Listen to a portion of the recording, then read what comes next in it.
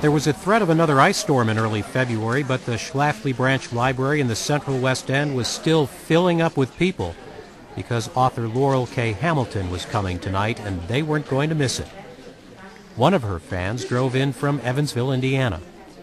I'm the indiscriminate sci-fi person, and she just writes a thrilling series. It's very even-flowing and addictive. Half a year ago I found them, and I read them all in about a month. And it's just been waiting for the next ones to come out. And she can't turn them out fast enough. Right? Exactly. Please help me welcome Laurell Hamilton. Thank you.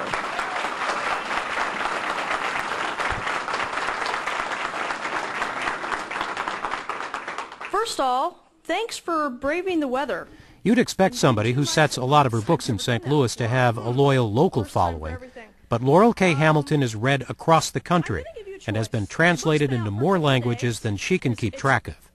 She has found, maybe she has created, her own niche in the world of books.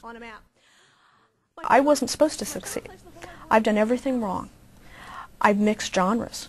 When I first was trying to sell Guilty Pleasures, everyone loved the book but didn't know what to do with it. Horror publishers, they thought it was science fiction. The science fiction houses thought it was fantasy. The fantasy houses thought it might be mystery. The mystery houses thought it might be... Everybody thought it was everybody else's baby. And I wrote it because I wanted to read it, and nobody else was doing it. And that's really the reason you should write. Oh, and by the way, if you're curious, be warned. These books are for adults. There's a pretty healthy dose of sex in all of this. In fact, when she began to read from the very first pages of her new book, she had to stop because there were kids in the audience. Okay. I think from here on, I don't think it's 21 under 21 safe. Do we agree? Yeah. We all do. Okay. See, if we were in Europe, we'd be arguing with ourselves. Yeah, I mean, I will certainly say in this story that these books are not for some readers. Oh, if they're disapproving, this would not be their cup of tea. Yes, Damien. My husband chuckles. Are we going to see Damien? Are we going to see Damien in the next book? Yes, and a lot of him. Yes. What I found very interesting as I have more European readers, and I hear more from them, is across the board, the Europeans are bothered by the violence, and Americans are bothered by the sex. It's almost without exception. The Anita Blake series reads in parts like hard-boiled detective fiction, except that the hard-boiled detective is a woman who also can raise the dead and kills vampires.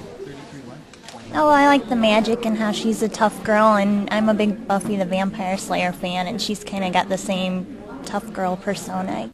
I purposely did want Anita to be tougher than the men. I may have gone a little overboard on that.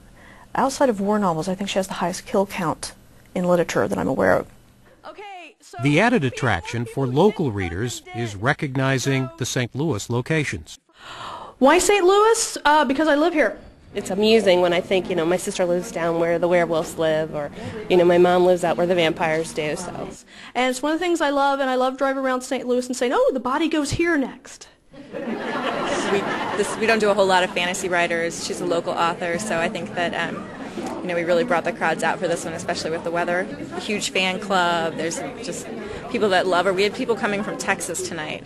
Several phone calls. People were calling from all over the place, asking for us to get books signed that we'd ship out to them. So people all over the country just love her. Now, we've all heard of those sci-fi and fantasy fans who maybe take things a little bit too seriously. Well, most of Hamilton's readers might come down to the landing, but they wouldn't expect to find real vampires here. But she admits that from time to time she does run into somebody who has gone very deep into her fantasy world and hasn't quite managed to make it all the way out. Everybody thinks it's the people in the leather and the lace with the fangs, but it's not. They know what they're doing. Those people are just having fun. They're having fun. It's the people that look absolutely ordinary that are usually the people who are going to ask where the vampires are. And other questions where you have to look at them and very slowly say, fiction. And they don't want it to be fiction.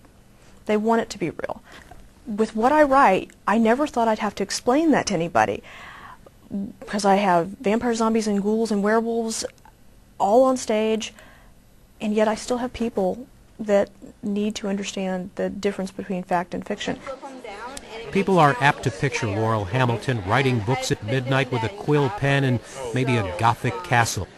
In reality, she lives in a West County home, and after she gets her daughter off to school, she gets down to writing in a room whose walls are filled with Post-it notes. They often ask where I get my ideas. That's got to be the most common question. Where do I get my ideas? And the real honest to God's truth is, I don't know. Because I get ideas everywhere. It may not, in fact, be your cup of tea.